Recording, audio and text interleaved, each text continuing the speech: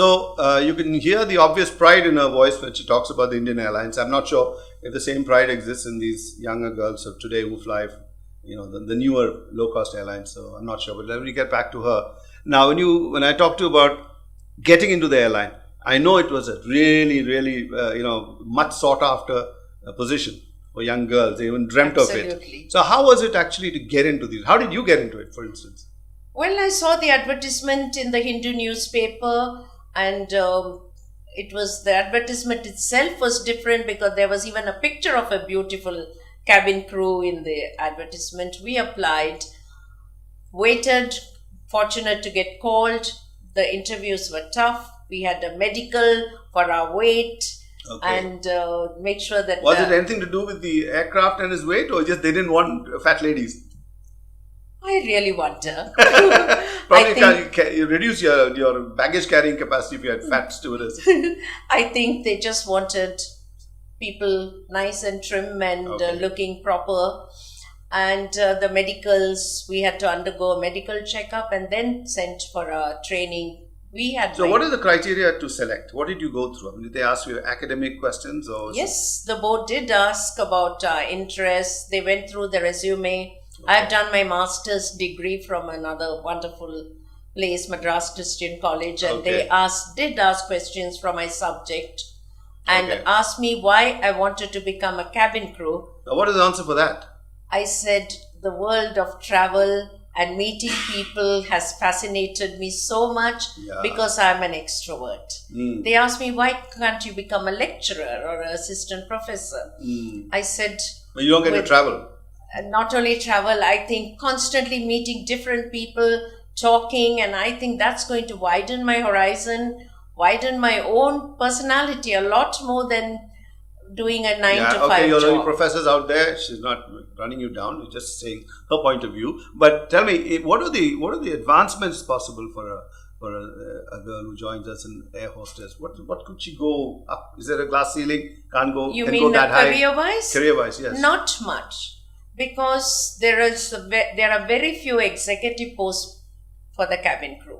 Okay. I was fortunate. I became a deputy chief air hostess and then a chief air hostess for Southern Base, and then I moved up, and few of us. So that would be like 1 in 100? One chief air hostess for an entire base. So how many? So in Chennai, maybe when I was chief air hostess, there were I think about 132 cabin crew. Oh, that many. In Delhi, Bombay, and Calcutta, there are more. So each of them had a chief air hostess and a chief flight person. So what do? Get to bully the other girls? No. Make them carry your bags? Never. But we had to prepare their schedule, their roster, listen to all their stories. So what was a rotten roster like? A bad one? Like you had a bad set of tour duty. What would that be? Well, when someone had to do like in the Little Avro 6 sectors, when we joined, we did a lot of those because we were the junior ones. Okay. But then things improved with the Boeings and then the Airbus family. So the flights were never too long. So when you say 6 sectors, I mean it's like 6 takeoffs and landings. 6 takeoff and landing. I remember. So that's hard work, isn't it? That is hard work because we serve on every sector. Even if it's 30 minutes flight, we had to run and serve the passengers. Okay. Now all that's, is it still on in Indian Airlines? Very much, yes. So the kind of training that you get, is it imparted by Indian Airlines themselves or do you go to an outside institution like you are now, you are now running the franchise of Frankfinn? No, I'm not. I'm working for the franchisee here at Frankfinn, and I teach aviation, and I have also done a little bit of training on manners and etiquette and about dress sense for the young people. All those soft skills which people are forgetting. Which I think maybe, in my opinion, is important. That whether at workplace or with your family or among your friends or sitting in a restaurant or traveling at an airport, good manners is always pleasing. Appreciated too. Appreciated, definitely. And I would really like to get more into this where I feel I have something to offer. So would you like to run an institution yourself? Not really run myself, or at least I would like to work with corporates, IT companies, especially youngsters who are going overseas where the culture is I think so there different. there is a huge need for that. Oh, I hope so. And I hope that I will have the opportunity to give something which I think is important. I don't know how the kids nowadays would react I mean, just to that. simple things like good morning and good evening and good night are Yes, forgotten. and telephone manners, to say a thank you, and to wish, and to get up when an older person enters the room, how to give a handshake, Okay.